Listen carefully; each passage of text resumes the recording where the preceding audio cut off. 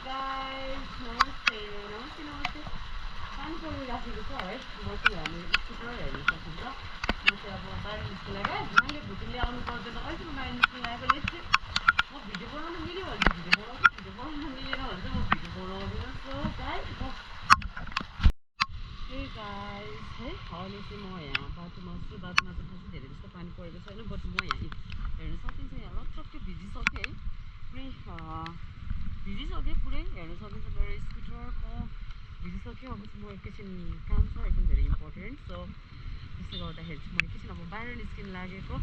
so अब हेरौँ मिल्यो भनेदेखि अब मैले एक्चुअली हेलमेटमा चाहिँ राख्न सकिनँ बिकज अब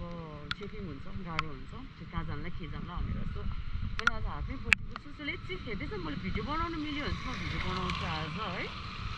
ओके गाइस अहिलेलाई चाहिँ बाई बाई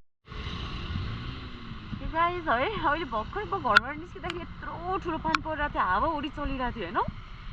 पुरै तर अब यहाँ अहिले हेर्न सकिन्छ बाटोमा होइन भर्खर पानी छिटाइरहेको छ क्या यहाँ त पानी नै छैन कि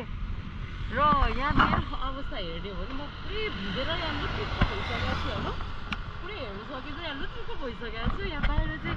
यहाँ पानी नै परेको छैन कि कस्तो अचम्म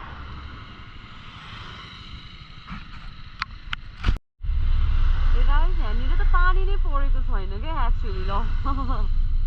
म घरबाट निस्केको ठुलो पानी परिरहेको थियो बाटोमा एकदम सानो पानी परिरहेको थियो र नाउ वी क्यान सी है पानी नै परेको छैन र स्टिल म चाहिँ यहाँ रेनकोटै लगाएर बसिराखेको छु मेरो कुनै पानी नपरेको भएर रेनकोट चाहिँ सुकिसक्यो है